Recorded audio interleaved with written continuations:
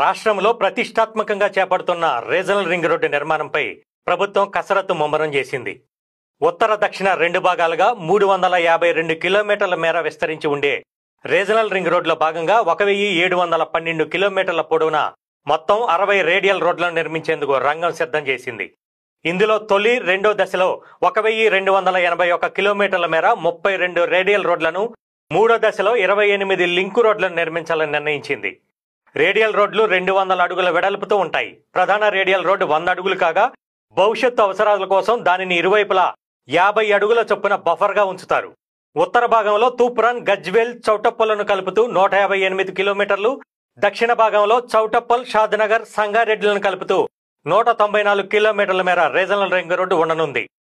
ప్రభుత్వం RRR integrated master plan రూపకల్పన, సాంకేతిక సేవల బాధ్యతలను కెనడాకు చెందిన లీ అసోసియేట్స్ సౌత్ ఏషియా సంస్థకు అప్పగించింది.